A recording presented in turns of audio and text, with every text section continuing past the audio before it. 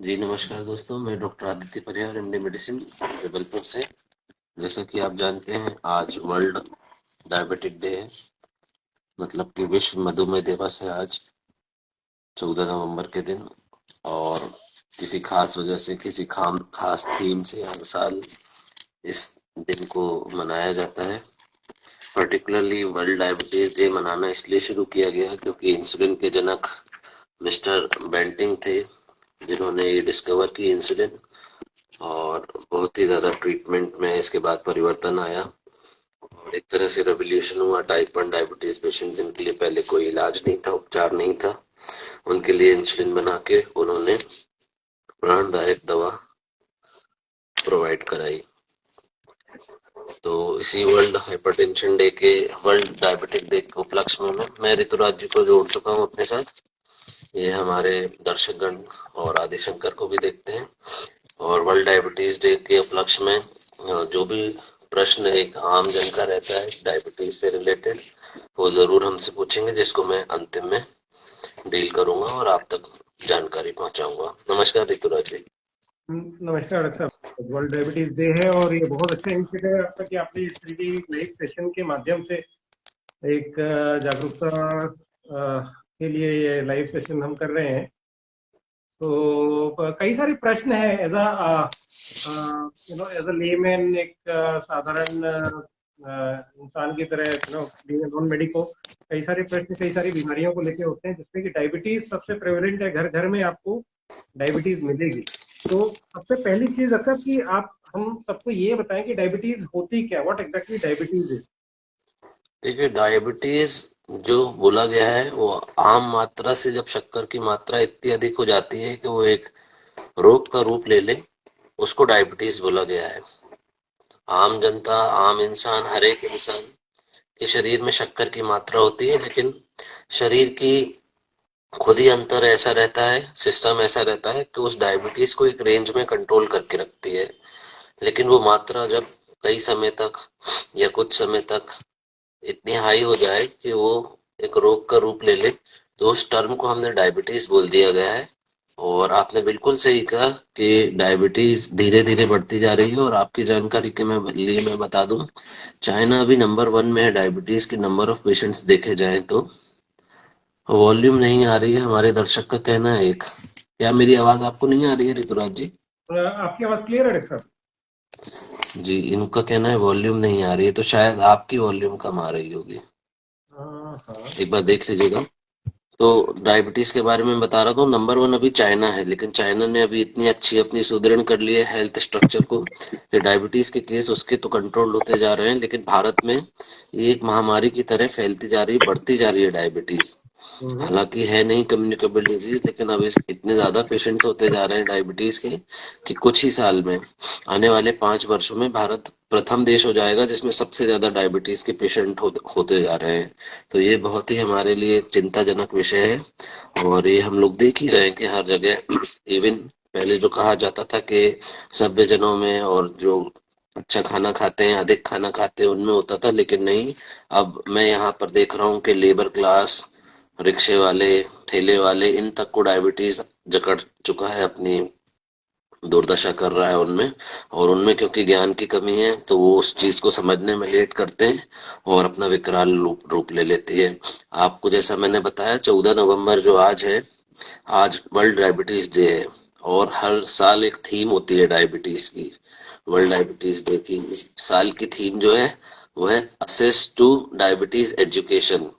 मतलब सभी को डायबिटीज के बारे में जानकारी होनी चाहिए, जो कि हो नहीं पा रहा है। हमारी लिटरेचर जितनी है, डॉक्टर्स के बीच में जितना भी ज्ञान है, वो इंग्लिश के रूप में है या आगे की लैंग्वेज में है। और हम कहीं ना कहीं भारत में भाषा के कारण पीछे छूटते जा रहे हैं एजुकेशन देने के मामले में। तो मेरा उद्देश्य शुरू से ये रहा है, चाहे कोई भी जानकारी हो, कोई भी बीमारी की जानकारी रही हो, वो हिंदी भाषा तक, अपनी जनता तक और अपने दर्शकों तक मैं पहुंचाता रहूं।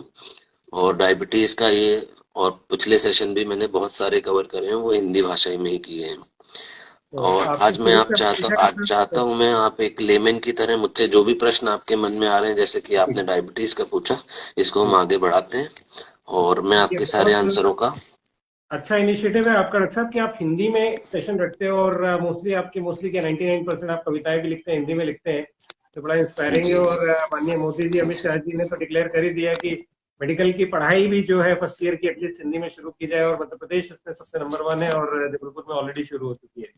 तो ये जी। डायबिटीज के बारे में आपने बताया डॉक्टर साहब, तो ये वो क्या कारण है एग्जैक्टली जिसके कारण ये डायबिटीज या शुगर बढ़ने लगता है? आपने कहा शुगर बढ़ जाती है शरीर में, तो वो किस कारण जी से शुगर बढ़ती है? देखिए, इंसुलिन एक मुख्य हार्मोन है हमारी बॉडी में जो पैनक्रियास प्रोड्यूस करता है।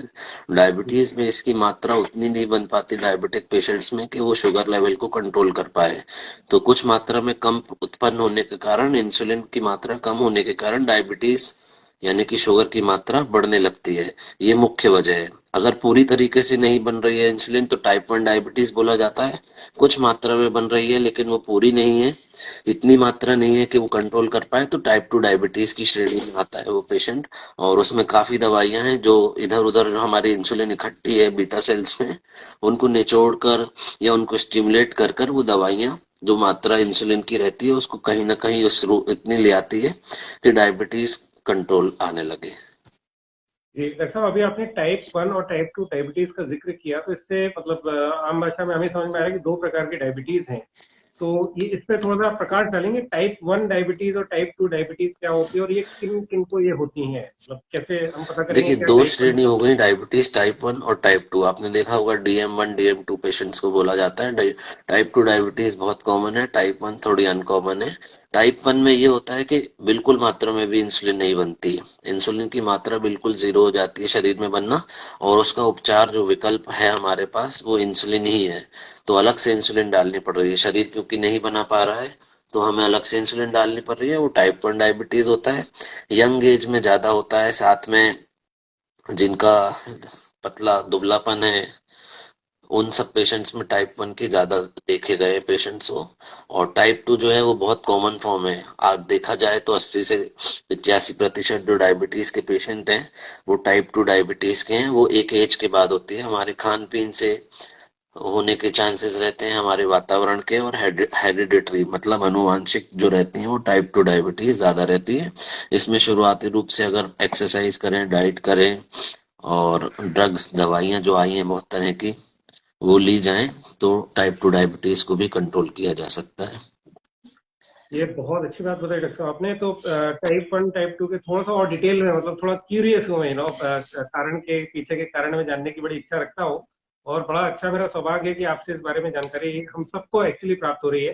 तो टाइप 1 डायबिटीज आपने बताया कि यूजुअली यंग एज में होती है, तो और ये थोड़ी सी अनकॉमन है, 10 से 15% लोगों में ही ये पाई जाती है, अदरवाइज टाइप 2 बड़ी प्रेवलेंट है। तो वो क्या कारण है कि बिल्कुल। एक यंग एज में जो है इंसुलिन बनना बंद हो जाता है और टाइप 1 डायबिटीज से व्यक्ति ग्रस्त हो सकता है, हो जाता है, क्या ये कारण है उसका? टाइप 1 का अपने आप में देखा गया है बहुत सारे कारण हैं। एक तो ये है ऑटो इम्यून, मतलब खुद ही हमारा जो रोग प्रतिरोध क्षमता है, हमारे बीटा सेल्स से इंसुलिन उत्पन्न होती है। मैं अगर आपको वैज्ञानिक तौर पर समझाऊं, वैज्ञानिक दृष्टिकोण से समझाऊं, जो कि मैं आम जनता तक चाहता नहीं हूं कि वहां तक जाए क्योंकि उनको उतना नहीं आएगा, लेकिन फिर भी आपने एक बुद्धिजीव होने के कारण पूछा है तो मैं बता रहा हूँ। बीटा सेल्स होते हैं पर्टिकुलर पेनक्रियाज में, वो इंसुलिन बनाते हैं। अब वो किसी भी तरह से बीटा सेल्स डैमेज हो चुके हैं अगर पूरे, वो चाहे ऑटो इम्यून डिसऑर्डर हो या वो ड्रग्स के कारण हो या किसी भी कारण से, तो वो बीटा सेल्स इंसुलिन बनाने में अक्षम हो जाते हैं, तो उस कारण से पूरी इंसुलिन बनना बंद हो जाती है और उसको टाइप 1 डायबिटीज बोलते हैं। उसके बहुत सारे कारण है, अनुवांशिक रहते हैं, कई कारण ही नहीं पता होते हैं, कई हेरिडिटरी कारण होते हैं, रेयर कुछ रेयर जेनेटिक डिसऑर्डर्स होते हैं, कुछ कॉमनली जो मैं बता दूं अगर आपको, तो वो यही रहता है कि बीटा सेल डिस्ट्रक्शन हो जाता है, इस कारण से टाइप 1 डायबिटीज होता है, वो ऑटो इम्यून ज्यादा रहता है। परफेक्ट। डॉक्टर साहब आपने कई सारे कारण बताए, उसमें से एक कारण बड़ा धीमी आवाज में निकला, तो वो था स्ट्रेस।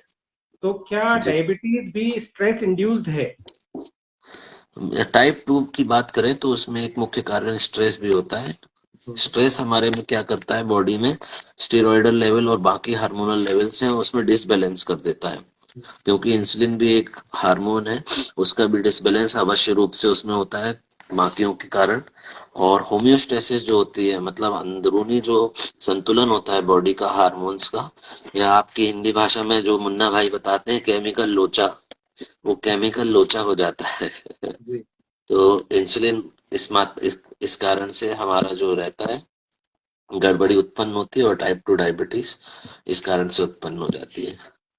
बहुत बढ़िया। तो डायबिटीज को डॉक्टर साहब एक और प्रश्न मेरे दिमाग में उठता है, जो शायद जितने व्यूअर्स होंगे सबके दिमाग में होगा, कि इसको एक अनुवांशिक बीमारी, हेरिडिटरी डिजीज बोला गया है कि भाई, और ऐसा होता भी है कि भाई, ऐसा बताते हैं कि हमारे खानदान में तो सबको है, हमारे दादाजी को भी थी, परदादा जी को भी थी, दादी को भी थी। तो जैसे अभी फिलहाल किसी को अगर डायबिटीज नहीं है, लेकिन उनके वंश में पहले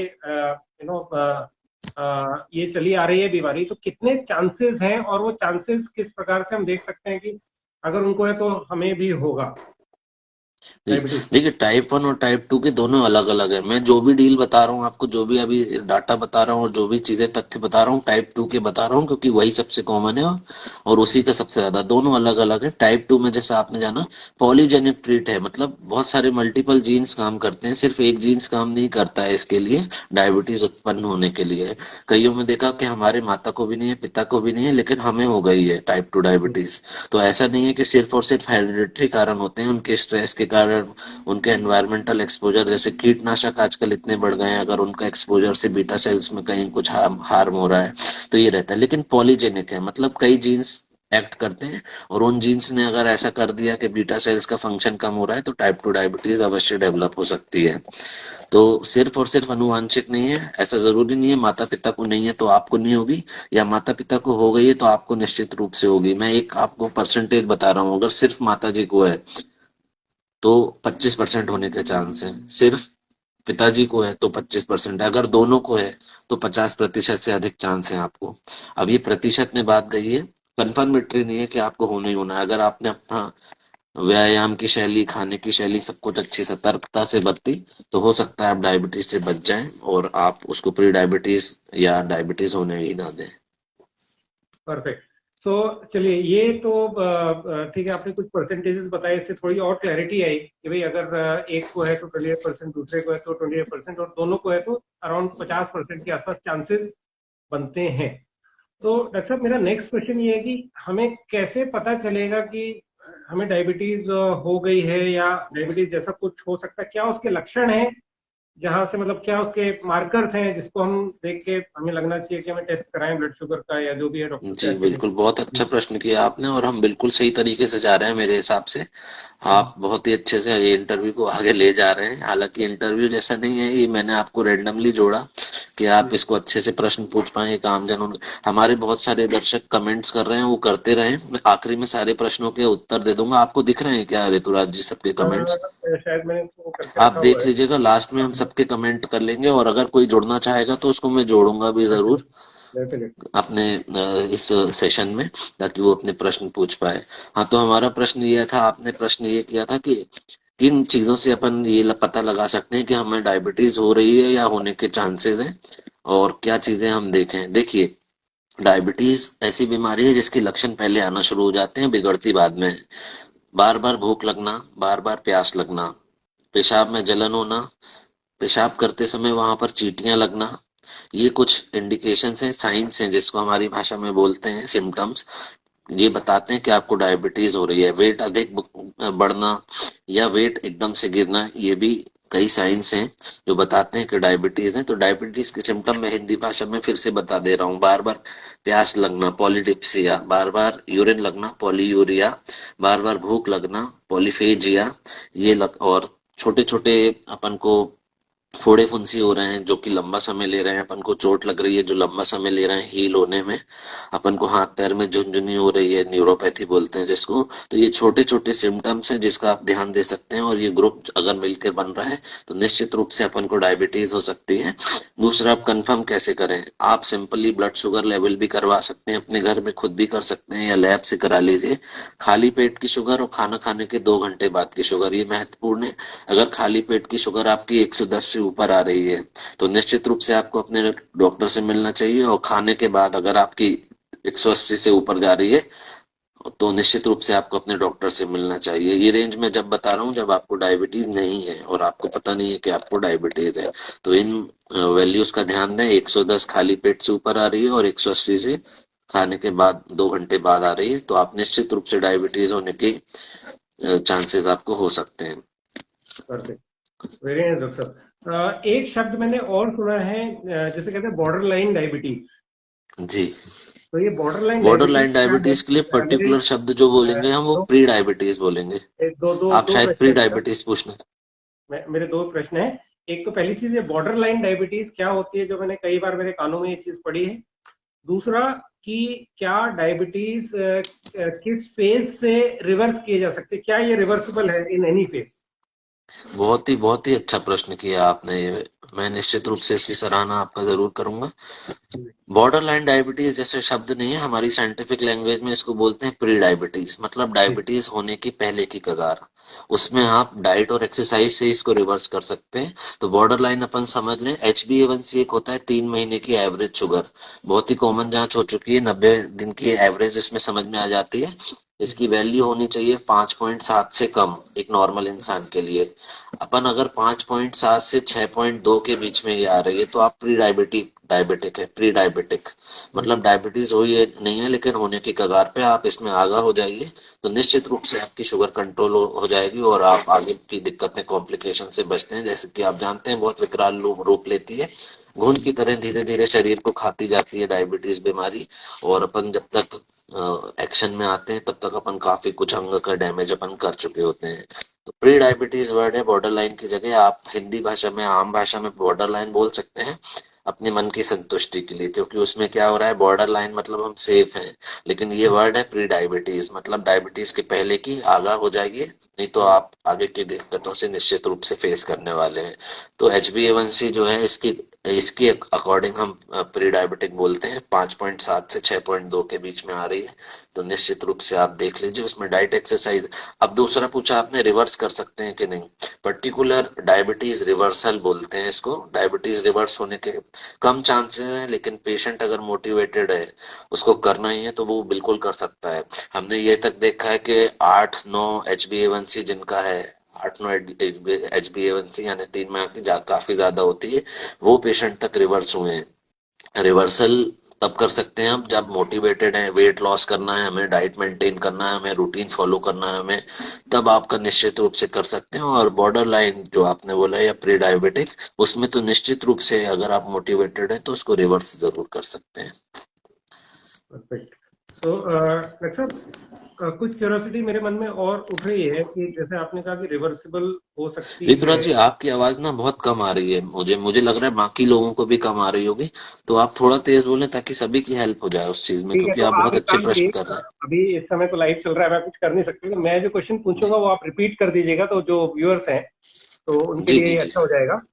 तो जैसे आपने अभी बताया कि डायबिटीज जो है कई सारे अंगों को शरीर के अफेक्ट करती है। तो वो कौन से अंग है डॉक्टर साहब, और वो कैसे इफेक्ट करती है लॉन्ग टर्म में अगर शुगर अनकंट्रोल रहती है? जी बिल्कुल, ये भी बहुत अच्छा प्रश्न आपने किया है। देखिए, डायबिटीज ऐसी बीमारी है जो सिर के बाल से लेके पैर के नाखून तक हर एक अंग को, हर एक ऑर्गन को डैमेज कर सकती है, इफेक्ट ला सकती है। मैं अगर सिर से गिराऊंगा, वो पैर तक गिराऊंगा, पूरा सेशन निकल जाएगा। लेकिन डायबिटीज, ये मान लीजिए आप मन में, हर एक अंग को असर करती है। अपने जो इंपॉर्टेंट अंग है, आंख, आंख की जो अपना रेटिना जो होता है हमारा, रेटिना की वेसल्स को डायबिटिक रेटिनोपैथी कर देता है। उसके बाद हमारे ब्रेन में लकवा कर देता है, बालों का झड़ना ज्यादा करता है, हमारे दांत में पायरिया या इन्फेक्शन के चांसेस ज्यादा बढ़ा देता है, हमारे गले के इन्फेक्शन को बढ़ा देता है, फोड़े फुंसी होना शुरू होते हैं, हाथ पैर की झुनझुनी, न्यूरोपैथी बोलते हैं उसको, हार्ट अटैक के चांसेस बढ़ा देता है, और पर्टिकुलरली साइलेंट हार्ट अटैक करता है जिसमें दर्द का एहसास कम होता है। निमोनिया के चांसेस बढ़ा देता है, हाथों का संचालन सही नहीं होता है तो हमारे अपचन का शिकार हो सकते हैं, हमारी पेंक्रेटाइटिस हो सकती है। ऐसा कोई बीमारी नहीं है जो डायबिटीज नहीं कर सकती है, सिर्फ प्रेगनेंसी छोड़कर। बस प्रेगनेंसी ऐसी ऐसी चीज है जो डायबिटीज नहीं करती है, बाकी सब कुछ कर सकती है डायबिटीज। इस चीज का ध्यान दें, इसलिए मैं हमेशा आगाह करता हूँ हर एक मरीज को कि इस चीज से बहुत ज्यादा बचे। फंगल इन्फेक्शन, बालों का झड़ना, नाखूनों का खराब होना, किडनी खराब होना, heart attack, liver failure, fatty liver, सब कुछ चीजें कराता है डायबिटीज। तो हर एक अंग को बचाना है हमें, और बहुत सिंपल है, बस डायबिटीज लेवल को कंट्रोल रखना है। बहुत बढ़िया जानकारी डॉक्टर साहब। तो एक प्रश्न और मेरे मन में उठ रहा है कि अलग अलग प्रकार के लोग देख रहे हैं इसको, और हर प्रकार के व्यक्ति, आज हम कह सकते हैं एवरीबडी इज प्रोन, संभावना है सभी को। तो वो क्या हम लाइफस्टाइल चेंजेस हम कर सकते हैं, खाने पीने में क्या चेंजेस हम कर सकते हैं जिससे डायबिटीज से बचा जा सके, और स्पेशली तब जब ये अनुवांशिक चल रही है। जी हाँ, मैं आपको ये बता देता हूँ। रिस्क फैक्टर्स बोलते हैं इनको। क्या रिस्क फैक्टर्स हैं जो कि डायबिटीज को बढ़ा देते हैं? तो सबसे पहले आता है हमारा खान पीन। हमारा खान पीन जो आजकल वेस्टर्न शैली के कारण गड़बड़ाता जा रहा है। हम लोग जो खा रहे हैं, हम लोग मैदा ज्यादा खा रहे हैं, स्टार्च कंटेंट ज्यादा खा रहे हैं। इन सब चीजों के कारण दिक्कत होती है। तो खान पीन का ध्यान दें। कैंड फूड जो रहते हैं, पैक्ड फूड जो रहते हैं, मैदा युक्त ब्रेड्स वगैरह जो रहती हैं, ये बहुत जल्दी डायबिटीज को गड़बड़ करती हैं और प्रोन करती हैं। हमारे यहाँ प्रचलन है, कोई भी आएगा मेहमान उसको मीठा जरूर देंगे हम। अगर मीठा नहीं दिया, नमकीन दिया, तो मेहमान खुद नाराज हो जाते हैं, अरे यार कैसा खिला दिया यार, नमकीन दिया था। तो आप ये समझिए कि ये प्रचलन को थोड़ा सा चेंज करना पड़ेगा। और अपने आप को स्वस्थ रखना है तो डाइट से लेके एक्सरसाइज, सेडेंटरी लाइफस्टाइल, हम लेटे हुए खा रहे हैं, पेप्सी पी रहे हैं, फ्रेंच फ्राइज खा रहे हैं, तो निश्चित रूप से डायबिटीज आपको गड़बड़ करेगी। तो इन सब चीजों का ध्यान दें। Lifestyle modification is the first therapy in diabetes. पहली थेरेपी जो है लाइफस्टाइल मॉडिफिकेशन है, उसको अगर आपने कर लिया तो डायबिटीज से आप बच भी सकते हैं। तो इस चीज का ध्यान देना। ये रिस्क फैक्टर अनुवांशिक माता पिता को है तो आप ज्यादा ध्यान दीजिए कि आपको डायबिटीज ना हो। खान पीन में आप अपना बदलाव करिए, एक्सरसाइज डेली करिए। दूसरा, स्ट्रेस, जिसके आप खुद ही हीलर हैं। आप आर्ट ऑफ लिविंग के थ्रू अपना सभी को स्ट्रेस फ्री करा रहे हैं, तो stress definitely is a big cause for discontrol and cause of diabetes. So इस चीज का ध्यान दें, स्ट्रेस नहीं लेना है। स्ट्रेस से कुछ ऐसे हार्मोन्स बनते हैं जो कि इंसुलिन के लेवल को डाउन डाउन करते हैं और शुगर के लेवल को हाई करते हैं। तो स्ट्रेस को भी अवॉइड करना है हमें। उसके बाद जो खाने में पीने में पेस्टिसाइड्स यूज हो रहे हैं, इन सब चीजों का ध्यान देना है हमें। बहुत सारा बल्क ईटिंग ना करके फ्रीक्वेंट स्मॉल मील्स ज्यादा आजकल प्रेफर कर रही हैं, वो सब देखना है। ये अपने आप में बड़े बड़े टॉपिक्स हैं, लेकिन मैं छोटा छोटा इसलिए बता रहा हूँ ताकि हमारे सभी दर्शक इस चीज से सतर्क रहें। चलिए, तो घर पे अगर चेक किया, ये बहुत अच्छी जानकारी आपने बताई डॉक्टर साहब। इसमें और डिटेल में हम जा सकते हैं बेसिकली लाइफस्टाइल को लेके और फूड को लेके, कि लेकिन शायद हो सकता है उस पर एक अलग सेशन कभी करें आपके साथ। इसमें हम रिक्वेस्ट करेंगे कि आप इस पे जानकारी डालें, भोजन कि किस प्रकार का भोजन करने से, जैसे इसमें जो आपने बताया उसमें मुझे समझ में आया कि मैदा एक चीज हो गई, मीठा एक चीज हो गई, ऐसे और कौन सी चीजें जो हम अवॉइड कर सकते हैं? खाने में पूछ रहे हैं क्या आप, ऋतुराज जी? ये खाने में। खाने में हमें हाई, देखिए अपने आप में अलग होते हैं। एक होते हैं high glycemic index containing food, जिनमें हाई ग्लाइसीमिया मतलब शुगर का लेवल बहुत ज्यादा होता है। छोटा खाना रहता है लेकिन उसमें इसकी मात्रा, कार्बोहाइड्रेट्स की मात्रा बहुत ज्यादा रहती है। तो इन चीजों को नहीं खाना है हमें। हमें आप देखा गया है कि लोग बाग ये कहते हैं कि नहीं शक्कर मना करिए, गुड़ नहीं मना किया गया है। गुड़ खुद ही हाई ग्लाइसेमिक का होता है और गुड़ को फिल्टर करते हैं अपन, ट्रीट करते हैं, उससे ही शक्कर बनती है। तो लोगों में ये धारणा हटनी चाहिए कि गुड़ खा रहे हैं हम तो शक्कर नहीं खा रहे हैं हम। वो अपने आप को झुटलाने जैसी बात है, उससे आपकी शुगर बिगड़ेगी। उसके बाद हाई ग्लाइसेमिक फूड्स में जाता है। आप पूरे फ्रूट को खाइए, अगर खाना है तो जूसेस नहीं खाइए। कुछ फ्रूट्स ऐसे हैं जो बहुत ही ज्यादा मीठे होते हैं, जैसे कि अंगूर बहुत मीठे होते हैं, केला बहुत मीठा होता है, ये सब हमें नहीं खाने हैं। इस चीज का अपन को ख्याल ख्याल करना है। उसके बाद ब्रेड्स तो मैंने बता ही दी आपको, इनमें हाई कंटेंट ऑफ कार्बोहाइड्रेट्स होता है, ये नहीं लेना है हमें। तो अगर मूलतः यही मीठी चीजें नहीं लेनी है हमें। मीठी चीज हमें समझ में आती है, और ऐसा नहीं है कि फल जो खा रहे हैं हम मीठे हैं तो वो नहीं शुगर बढ़ाएंगे आपकी। फलों में फ्रक्टोज होती है, जाके कन्वर्ट ग्लूकोज में होती है, और वो अल्टीमेटली शुगर आपकी बढ़ाएगी बढ़ाएगी। डॉक्टर साहब, एक पूरा फल की फल का जूस? जूस नहीं खाना चाहिए, फल खाइए आप। फल से क्या होगा, फाइबर भी जाएंगे बॉडी में हम्म। पर्टिकुलरली, और जूस में कंसंट्रेटेड फॉर्म्स ऑफ कार्बोहाइड्रेट तो पूरा पूरा जाएगा ही, और उसका फाइबर अलग हो जाएगा, तो वो और आपके लिए हानिकारक होगा। जी, thank you very much doctor साहब। अभी मान के चलिए कि हमने ब्लड शुगर टेस्ट की और उसमें खुद से मेरे घर पे ग्लूकोमीटर है, मैंने लगाया और देखा कि वो 110 खाली पेट होके 180 खाने के 2 घंटे बाद से अगर ज्यादा आ रही है, तो फिर उसके बाद के नेक्स्ट स्टेप क्या है, हमें क्या करना चाहिए? इसकी नेक्स्ट स्टेप अपन को ये है, कितनी रेंज आ रही है। अपन ने अपना खुद का खाना देखना है, हमने लास्ट में क्या खाया था, लास्ट नाइट में क्या खाया था। आइडियल फूड होना चाहिए। रात में आपने जलेबी खा ली और आपने सुबह देखा तो निश्चित रूप से उसका थोड़ा फॉर्म तो होगा। तो आइडियल फूड लीजिए, उसके बाद एक बार और रिपीट कर लीजिए। और अगर इसके बावजूद आपके रिपीटेड हाई आ रही हैं तो निश्चित रूप से आपको डॉक्टर से मिलना चाहिए। नहीं तो HbA1c 3 महीने का शुगर है, जो बहुत ही आसानी से अवेलेबल टेस्ट है। वो निश्चित रूप से आपका संशय दूर कर देगा, डाउट दूर कर देगा कि आपको डायबिटीज है कि नहीं। और HbA1c लेवल्स 3 महीने का एवरेज निकाल कर देता है और हमें आइडिया लग जाता है कि आप डायबिटीज की तरफ अग्रसर तो नहीं हो रहे हैं। बहुत बढ़िया। सो बेसिकली जो मुझे समझ में आया है कि एक बार डॉक्टर को दिखा लेना चाहिए अगर फिगर्स नंबर जो है 110 या 180 के ऊपर जा रहे हैं।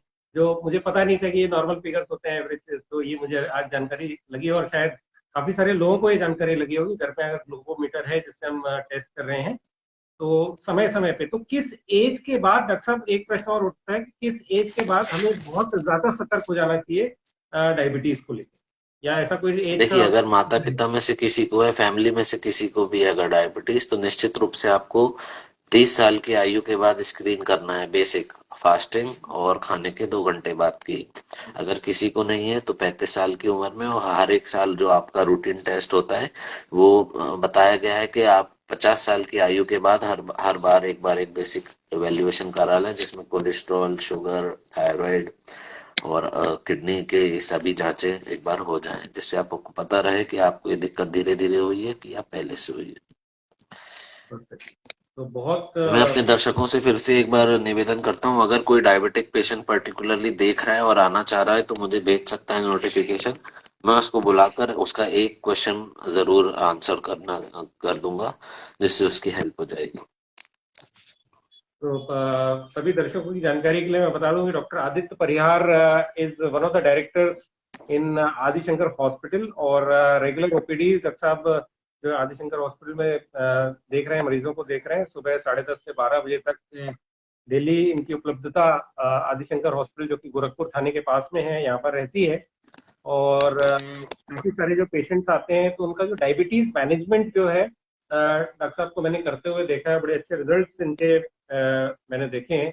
बल्कि मेरी मम्मी की भी इलाज जो आदित्य परिहार कर रहे हैं, तो काफी अच्छा इनका अनुभव इस चीज में है। तो आज का दिन बड़ा अच्छा हमने चुना कि डॉक्टर साहब से ही जानकारी लें कि भाई साहब डायबिटीज होती क्या है। सो थैंक यू डॉक्टर साहब वंस अगेन फॉर दिस जी जी। Amazing information, very useful information. जी। जी निश्चित, मैं 2 मिनट बस वेट करूंगा। अगर कोई मेरा दर्शक आकर अपना कुछ क्वेरी पूछना चाह रहा है तो मैं निश्चित रूप से उसकी क्वेरी सॉल्व करूंगा। Any questions we can take doctor बिना जो श्योर श्योर, क्वेश्चन के लिए ही मैं कपिल पूछना चाह रहा हूँ। मैं डायरेक्ट चाह रहा हूँ कि मेरे जो व्यूअर्स हैं वो एक बार पूछ लें मुझसे क्वेश्चन, कुछ भी देव अगर उनको गुप्ता जी डाउट। कह रहे हैं कि वेरी गुड इनिशिएटिव सर। आप मुझसे क्वेश्चन कमेंट का ही पूछ लें, मैं क्योंकि देख नहीं पा रहा हूँ। अगर आपको कोई भी क्वेश्चन लग रहा है मैं मुझसे देख एक बार पाऊंगा सर। पूछ लें। सर शुरुआत में कैसे कंट्रोल करें, इनका ये है कि शुरुआत में जी। कैसे कंट्रोल करें। अच्छा जी, देखिए शुरुआत में क्या है, अगर आपको शुरुआती डायबिटीज है तो सबसे पहला कोई भी डायबिटीज में स्टेप आता है, वो होता है डाइट और एक्सरसाइज। हम लोग किसी को भी डायरेक्ट दवाई नहीं चालू करते हैं अगर शुरुआती कम फॉर्म ऑफ डायबिटीज है, शुरुआती हो, अर्ली डायबिटीज हो और बॉर्डर लाइन ही रह जाए, तो उसमें डाइट और एक्सरसाइज ही इतना अच्छा रिजल्ट लाती है कि आप उससे ही कंट्रोल कर पाते हैं, डाइट और एक्सरसाइज। लेकिन एक जो एजुकेटेड, वेल इन्फॉर्म्ड और वेल क्वालिफाइड डाइटिशियन और डॉक्टर हो उसी से आप पूछें। अपनी मर्जी से डाइट एक्सरसाइज, देखिए अभी एक नया मामला आया कि उसने कोई सी बीमारी ठीक करने के लिए जंगली लौकी खा ली किसी ने कहीं पर पढ़कर यूट्यूब में, और उसकी मृत्यु हो गई। ऐसी कई चीजें हर एक डायबिटीज में भी चल रही है, बाकी बीमारियों में भी चल रही है, और दिक्कतें पेशेंटों को ही होती है लास्ट में। तो यूट्यूब में बहुत ही ज्ञान भरा हुआ है, लेकिन आधा ज्ञान है और अपूर्ण ज्ञान है, और कई चीजों में गलत भी रहता है। तो हमेशा एक जो उस चीज के लिए विशेषज्ञ है वो बोले तो उसकी वैल्यू थोड़ी ज्यादा रहती है, आप वही माने। अंधविश्वास और इन सब चीजों से आपको निश्चित रूप से बचना पड़ेगा। Very nice. डॉक्टर साहब प्रकाश अवस्थी जी पूछ रहे हैं कि क्या अगर किसी को शुगर है तो क्या वह ब्लड डोनेट कर सकता है?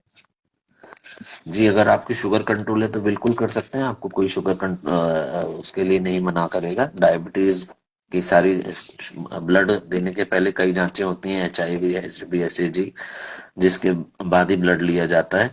तो अगर आपको डायबिटीज है और कंट्रोल्ड है तो आप बिल्कुल ब्लड दे सकते हैं, उसमें कोई दिक्कत की बात नहीं है। बहुत बढ़िया। यहाँ पर कुंतल दीक्षित जी कह रहे हैं, sir my mother is a patient and taking Glycomet trio one trio one twice a day, she often suffers from stomach problem.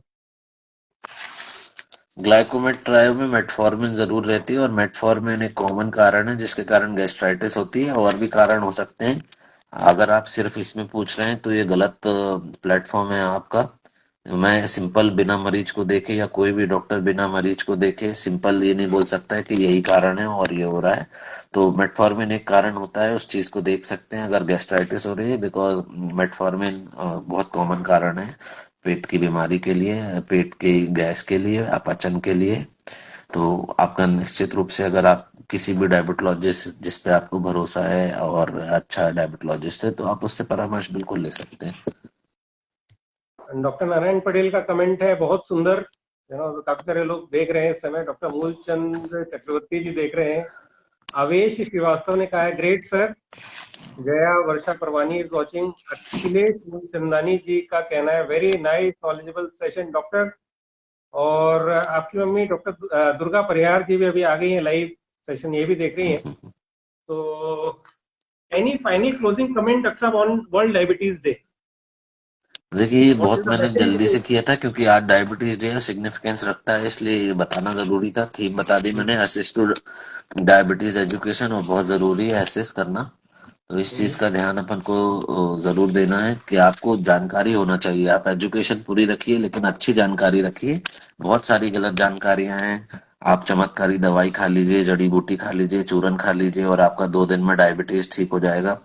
मैंने ऐसे पेशेंटों को बद से बदतर हालत में देखा है, और मैं नहीं चाहता कि मेरा किसी भी दर्शक या फ्रेंड ग्रुप या जो भी ये देख रहे हैं उसकी वैसी स्थिति उत्पन्न हो। और ये मैं सिर्फ इसलिए नहीं बता रहा कि मेरी दुकान चले, क्योंकि हो सकता है आप बहुत हजारों किलोमीटर दूर बैठे हों, या आप मुझे जानते भी नहीं हो, लेकिन सही जानकारी आप तक यही है। क्योंकि डायबिटीज में कोई चमत्कारी रूप नहीं, इलाज नहीं होता है कि कोई आप कंदमूल खा लीजिए या पाउडर खा लीजिए या मंत्र पढ़ लीजिए और आपका सब कुछ ठीक हो जाएगा। उस चीज की तय तक जाना पड़ेगा जिस कारण से आपको डायबिटीज हुई। आपके सारे पैरामीटर्स देखने पड़ेंगे, माता पिता की मृत्यु कैसे हुई, आप क्या खाते हैं क्या नहीं खाते हैं, आपको चांसेस कितने हैं डायबिटीज में किडनी बीमार खराब होने के, हार्ट खराब होने के, और उसके बाद ही आपका उपचार स्टार्ट किया जाता है। तो इस चीज का ध्यान दें। आप अपना जो स्वास्थ्य है किसी ऐसे भरोसेमंद इंसान के ऊपर, डॉक्टर के ऊपर दें जो आपकी हेल्प करे हेल्थ में, ना कि आपका और शरीर खराब करे। तो इस चीज का बहुत ध्यान दें आप, इसको बिल्कुल लाइटली नहीं लेना है हमें। डॉक्टर अजीता सिंह परिहार भी देख रहे हैं और उनका कमेंट आया है कि very informative session. Manoj ji, Singh कुछ कह रहे हैं, एक और कमेंट आया है, तो लेट आप पढ़ के बताएंगे मी। मुझे तो मैं हेल्प करके फिर इसको कंप्लीट करूंगा। डॉक्टर डायबिटीज अजीता सिंह परिया डायबिटिक। डायबिटिक रेटिनोपैथी बहुत अच्छे से देखती हैं, मैं बताना चाहूंगा आपको। जी जुड़ी थी थोड़ी देर के लिए लेकिन फिर शायद चली गई, लेकिन आम जनता के लिए आप ये बता दें मुझे तो मैं इसको करके अपन क्लोजिंग करेंगे। जी। मनोज सिंह जी का कहना है कि सर डायबिटिक पेशेंट पुअर और मिडिल क्लास फैमिली में भी बहुत ज्यादा हैं, तो क्या ट्रीटमेंट कॉस्ट को कुछ कम किया जा सकता है क्या? जी, बहुत अच्छा प्रश्न है मनोज। आप पेशेंट भी देख रहे हैं शायद डायबिटीज के, और ट्रीट भी कर रहे हैं, और बहुत अच्छा है आपका। इंडिया एक poor socio economic status country है, और निश्चित रूप से पेशेंट के जेब में कितना पैसा है वो कितना खर्च कर सकता है, इस चीज का ध्यान देना पड़ेगा हमें। हम उसको 50 रुपए की दवाई प्रतिदिन की लिख दें और वो 5 दिन खाकर छोड़ दे तो वो ज्यादा हानिकारक होगा। उससे कहीं बेहतर होगा हम उसको 3 रुपए की दवाई लिख दें और वो आगे तक खाता रहे। मेरा उद्देश्य ये रहता है कि पेशेंट को कम से कम पैसे में अच्छे से अच्छा उपचार जो उसके लिए हो। कई बार ऐसा होता है कि कुछ दवाइयां आती ही महंगी हैं और वो मजबूरन देनी होती हैं, लेकिन डायबिटीज की दवाई काफी सस्ती हो चुकी है।